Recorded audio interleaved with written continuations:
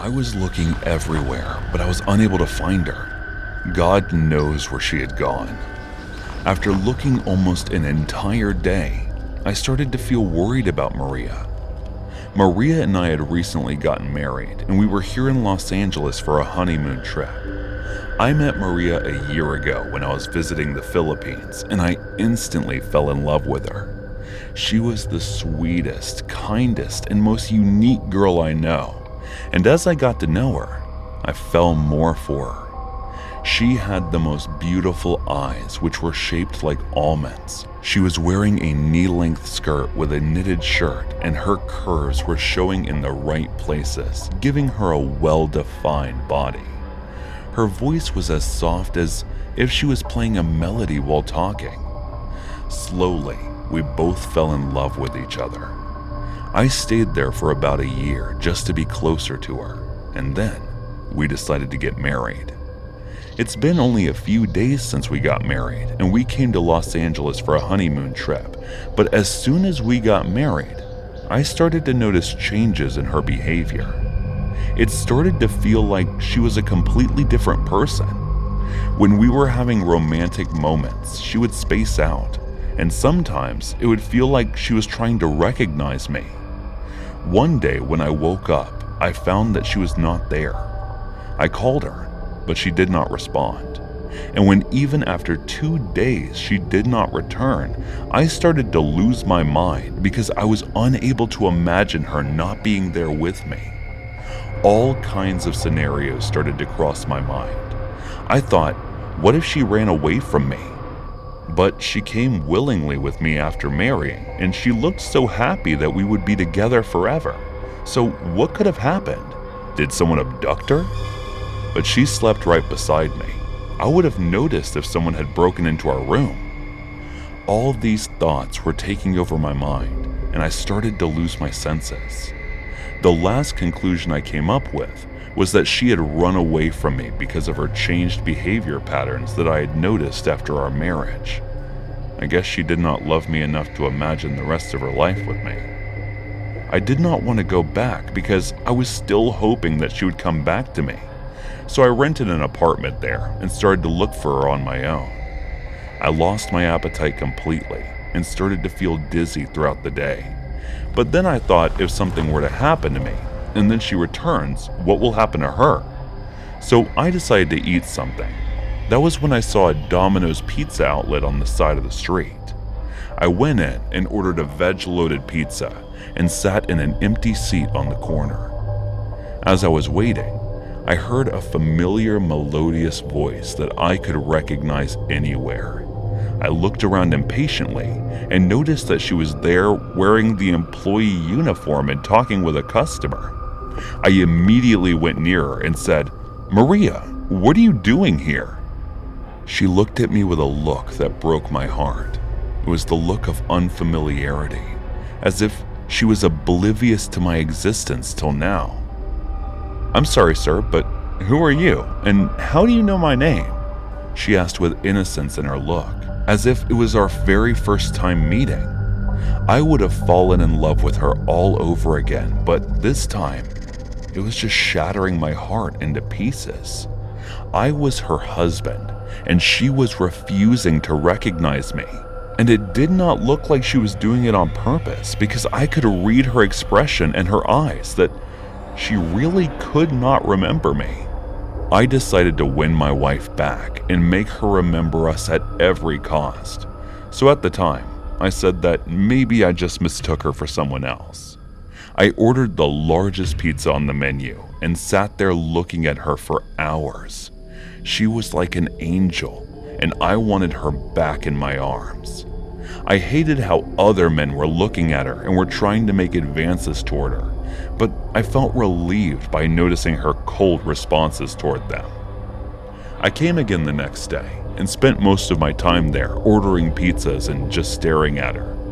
She noticed me and came closer. "Sir, is there something wrong? Why do you keep looking at me?" she asked me with an innocent voice. I wanted to tell her it was because she was my wife and I wanted to take her away that moment. But I held my inner thoughts and said, "It's just because "You are so beautiful, miss, like a delicate flower which people would want to protect." She blushed as I said that and turned her face away. She smiled lightly and returned to work. I felt like I was reliving those moments when we first fell in love, so I decided to do the same and make her fall in love again. So I started to come to Domino's Pizza every day and would look at her work for hours. She started to have small talks with me, and I could not help but notice her being flustered around me, which made me feel a bit relieved.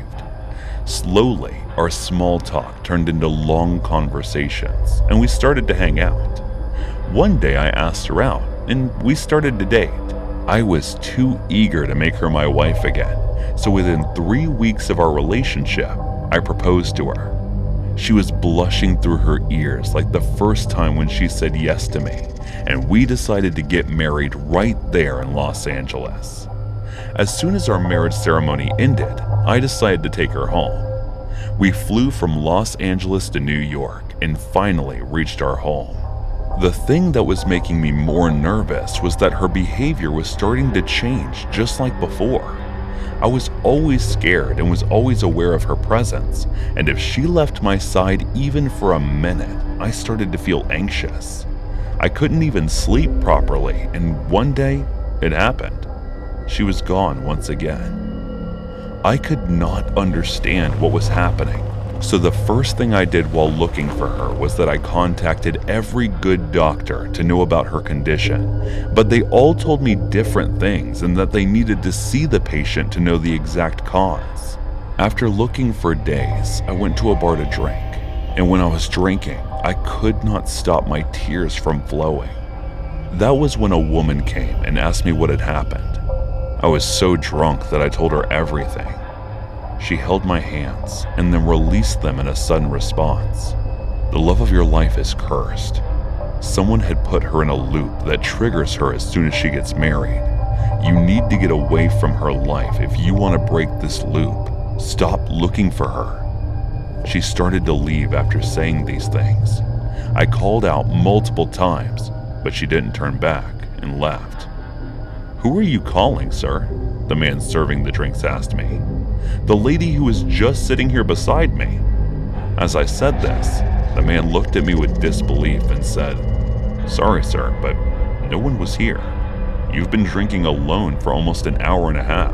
I was surprised and frightened by what he had just said, and that's when I remembered what she said about my wife.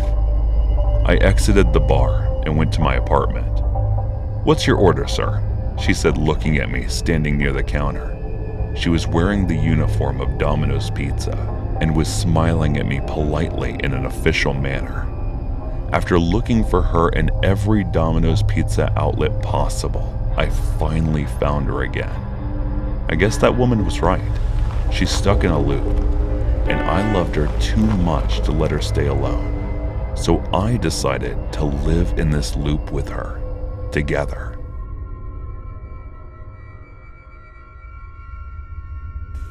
Hey guys, thanks so much for all the support. If you haven't subscribed to the channel yet, please feel free to do so. I used to love Domino's Pizza a lot, but after an incident that happened last year, I never eat pizza anymore. My name is Emily, and I'm a forensic scientist. I work with the police in New York City. My job is to investigate and find the culprit based on evidence found at the crime scene. Every Sunday, I used to go to Domino's Pizza with my 9-year-old daughter, Mia. Mia loved Domino's Pizza more than my cooking. One day, a man named Harrison Smith, who lived near my neighborhood, was brutally murdered by strangling. I was assigned to investigate that case. During the investigation, we found out that the man had already died from poisoning. His wife, Emma Smith, was a suspect in the murder case. She was an employee of Domino's Pizza. Emma Smith was a beautiful woman. She had blue eyes and dark hair. Their daughter Nina was Mia's friend. They used to go to the same school. One day when I went to pick Mia up from school, I found out that Mia had been skipping school for a week. But I used to send her to school every day. I started to grow anxious and worried about my daughter. I looked for her everywhere, but I couldn't find her. It was ironic that I was able to find criminals by using a single strand of hair, but not my daughter. I didn't know where to look, so I went straight to Emma Smith's house. When I reached there, I hesitated to go inside the house first, but since I was already there, I pressed the doorbell button. After a few seconds, Emma Smith opened the door. She was cheerful for someone whose husband died only 2 weeks ago. I asked her if Mia came to play with her daughter. She told me they were playing in the attic. I didn't ask her anything else and went straight to the attic. Since I was investigating Harrison Smith's murder, I had already seen their house and knew where the attic was. Mia heard my voice and tried to hide, but I found her and scolded her for skipping school. Then I took her home. Mia didn't say anything on our way home.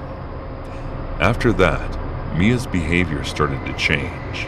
Mia used to be cheerful and naughty, but after that day, she stopped talking. She didn't even eat properly. I told my husband everything and asked him to talk to her. Mia was normal with my husband. He told me there was nothing to worry about. She was totally fine. Mia was growing up, so I thought that was a phase and it will pass. But it didn't.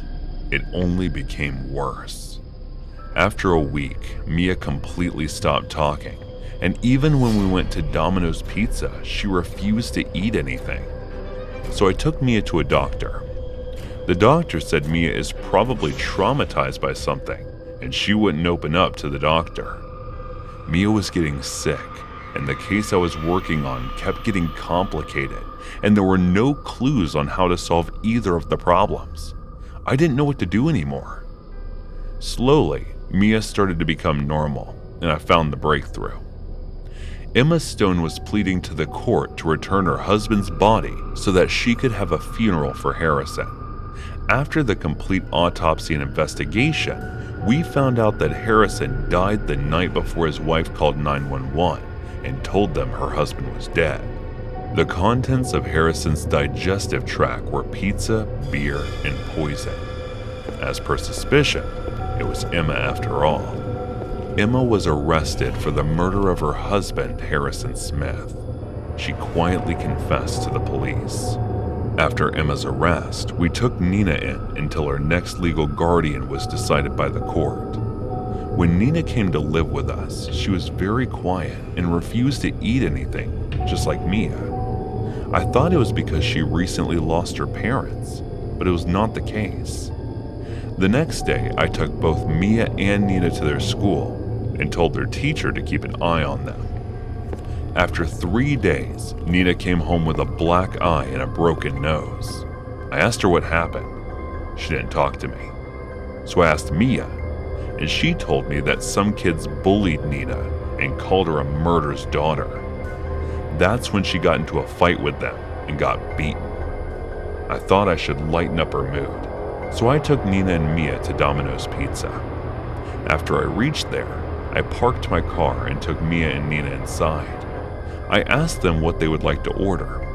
Nina was quiet, but Mia told me what she likes to eat, so I went ahead and placed the order. After 20 minutes, my order was ready, and when I brought the pizza to the table, Nina fainted after saying something. I couldn't hear it properly. I took her to a hospital, and she got treatment there. After regaining consciousness, when I asked what happened, she began to cry and told me that her father died because of eating pizza. I gave her water and calmed her down, and then asked her to tell me the whole story. She told me that her father used to drink and then beat her mother. Nina heard her mother on the phone that Emma had decided to attempt suicide and bought poison, but she couldn't because of Nina. Emma used to bring leftover pizzas after her shift was over at Domino'S Pizza. Nina used to share that with Mia every day at school.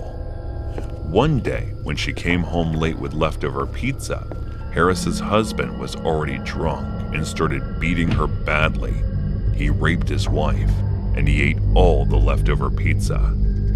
The cycle kept going on for months, until one day when Harrison was beating Emma, and Nina sneaked into the kitchen and found the poison bottle. She opened the Domino'S pizza box and put the poison on the pizza, then added oregano. After beating, Emma Harrison took pizza boxes into his room and ate the pizza. When the morning came and Harrison didn't wake up, Emma thought that he passed out from drinking. She took Nina to school and went to work. When Nina went to school, she asked Mia to go home with her and told her everything about her father. Mia and Nina went there together and found Harrison dead. Nina called her mother Emma. When Emma came home, she saw her husband's dead body, and Nina told her everything about how she put poison in the pizza. Emma, to save Nina, took a wire and strangled Harrison to make it look like he died by strangling. Nina and Mia got traumatized after witnessing that. After hearing Nina's story, I understood what was going on, but I kept quiet, and I didn't tell the police about what happened. I told Nina and Mia to never talk about that to anyone. I went to beauty school just after high school, so it's just learning what it is like to be an adult, work, go to school, and socialize at the same time. If you've ever gone to beauty school, you know the hours are pretty lengthy, and it's a lot of work in a short amount of time. You also know that you're mostly crammed with a lot of women of different ages and a few boys if there's a straight man in school, and he's even mildly attractive, obviously considering you're attracted to that type of person. Most women that score just so at all because it's the only male person we are seeing during most of our weeks. That takes me to Dave. A few years older than me, tall, drives a Ducati to school, mysterious and handsome. Every girl was always putting a little extra makeup, turning their hips towards him, flirting when he was around. He was cute, quiet, and always knew what to say. I was as interested in catching his eye till he randomly asked me to meet up with him for a bite one day after school. I was single, needing to experience dating for the first time, and it didn't seem that bad to hang out with. Things started off very sweet and genuine. He'd sent good night texts, joke with me at school, and even genuinely seemed like he wanted to hang out more and more. We'd go to bars, and he knew everyone, so I could just get right in. I was underage at the time. We go eat, see shows to step drink. I feel like I was starting to feel like an adult enjoying the life and being wooed by a handsome, slightly older man. We drove around on his bike. He'd take me to nice, quiet dinners, always offered to pay, and even didn't little things like hold his arm out when I was walking downstairs or off a curb. I'd never experienced this type of gentleman before. But as quickly as the sweet dates came, so did a very weird, calculated, and controlling behavior. He would start to ask why I didn't smile with my teeth. Was it because I was embarrassed at myself? He would sit behind me working at school and taught me about how slow I was. He'd say things like, "Don't sit like that," or "Say things that way. That's not what ladies do, and I'm a lady, right? Don't wear that lipstick, it's trashy." Butts, I guess. Maybe I was being inappropriate. Maybe he's right. I should act more like an adult and a child. Be better at school. Look more like an adult. He brought me to his house one night, a place he rented a room from. Suddenly, this stoic Edward Cullen type turned into a person I didn't recognize. Outside of the random mood shift, his room was filled with clothing and garbage like old Gatorade bottles filling the floors. There was a TV and a bed. Of all the things I could really make out in the room, he brushed dirt off his bed for me to sit down. I hung out for a while, and he oddly confessed he never brushed his teeth. Okay, well, looking at this room, I could believe that. He also mentioned that he just bought new clothes when he needed them and never washed. The dirty ones just left them there. This is all in the first 2 or 3 weeks. Kind of a red flag if you asked me.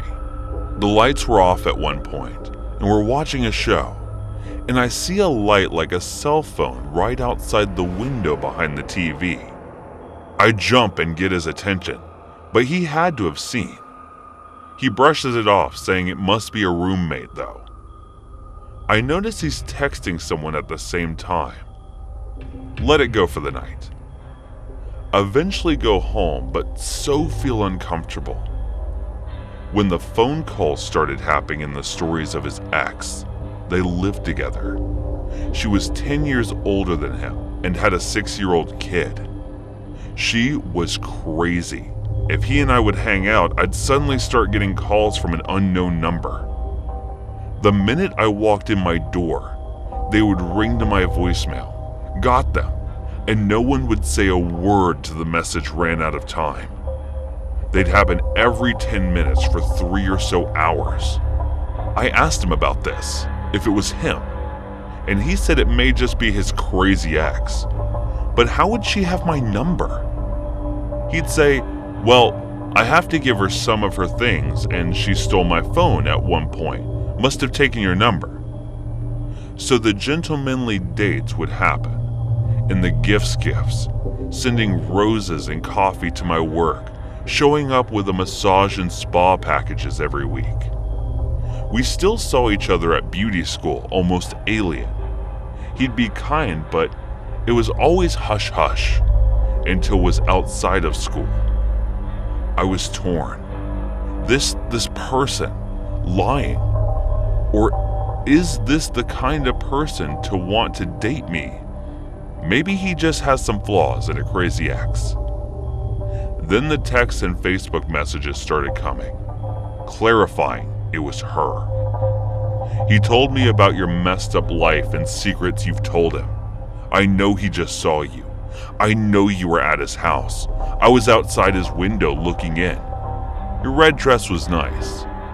He laughs about you. Poor you. Just a stupid little girl. And stuff like that over and over. I block her. Then she'd have friends send me the same BS. She freaked me out, and he always denied it and apologized for her behavior. Then the word Daisy wouldn't show up for school. He would text me during the day saying they were together, sending pictures of it. I tried to confront him, but he always denied having anything to do with her and repeating that she wanted to ruin his life.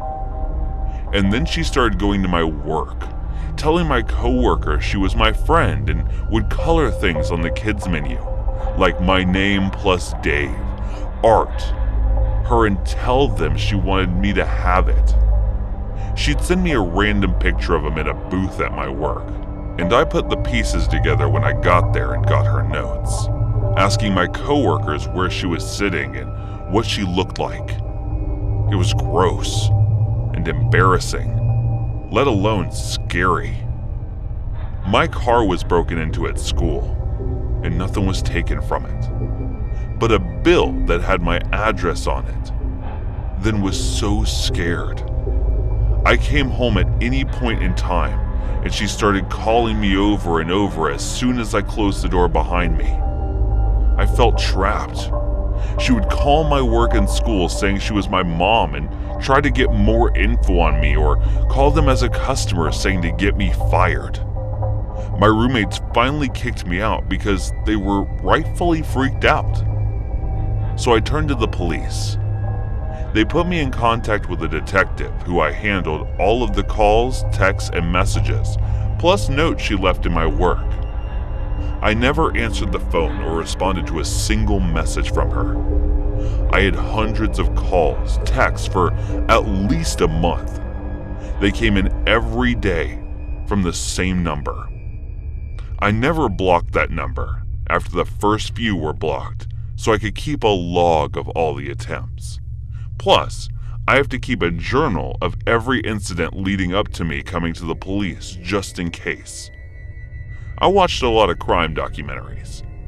He told me that there was nothing he could do to trace the number back to a specific person, and since she hadn't threatened my physical safety, his hands were tied. The very next day, he calls me in, he's furious, telling me he can't help me if I'm harassing her back. I was confused, and when I asked what he meant, he said, "You're calling a mother non-stop throughout the night, terrifying her and her kid." But it was a 20-year-old, and she was 36. Of course he's going to believe the adult, but I never called her. He asked me to come to his office and show me his evidence he has against me. She forged him tons of texts, saying things like, "Well, I can't really say them here, but they were just toxic," which is full of malice, and I just broke down. I would never say some of the things that she had said that I said, and I know I didn't send these tons of texts, especially overnight when I had school the next day. He didn't believe me and completely dismissed me. He ultimately turned against me and was now on her side, and this was crushing. I broke things off for good with David, basically told him to screw off. We still had to go to school together, and he was terrible. I embarrassed myself in front of my friends defending him so long. My work, my school, who I had to beg to make sure this girl didn't come around again, and a detective who ultimately didn't believe a word I said just to get some peace. My friends were tired of seeing me scared, stressed, and constantly talking about this weird situation happening to me. I was over it all. She finally left me alone once I moved, got a new car, a new phone, deleted social media. But it still freaks me out that we all live in the same town. She messaged me a few years ago from a different account when I was back on social media, and said she was sorry that she was manipulated by Dave and that they did this to too many girls. This was disturbing and gut-wrenching to me, to the mother of a 6-year-old, really have nothing better to do than play messed up mind games with a sociopath, maybe two sociopaths together.